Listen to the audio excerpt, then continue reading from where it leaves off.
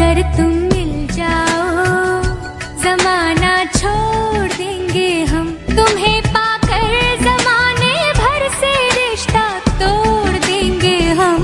अगर तुम मिल जाओ जमाना छोड़ देंगे।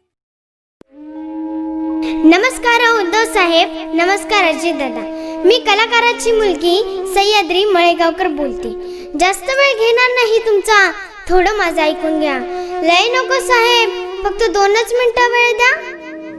कोरोनाचं संकट आलं, आम्हा कलाकारांचं जगणं कठीण झालं। राशनचं किट मिळालं, ते पण 4 दिवसात संपून गेलं। मनोरंजन करणारा कलाकार आज कसा जगतोय काय सांगू।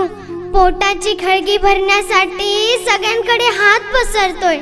यात्रा जत्रा सीझन सारा घरात बसून गेला, आता तर गणपती नवरात्र उत्सव सुद्धा आला। छोटे मोठे कार्यक्रम होतील तेव्हा घर आमचं भागन, नाही तर तुम्हाला कलाकाराच्या आत्महत्याचं पॅकेज जाहीर करावं लागन। शेतकरी भाजीपाला फेकेल, कामगार रस्त्यावर येईल। आंदोलन हे साहेब आता साऱ्यांचंच होईल। चालू नाही झाले कार्यक्रम तर बिचारा काय करेल।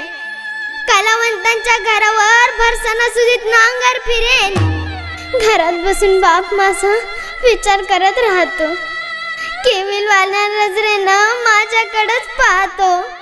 होतं नव्हतं तेवढं सारं घर खर्चासाठी मोडलंय। आज तर माझ्या आईचं मंगळसूत्र सोनाराकडे घाण पडलंय।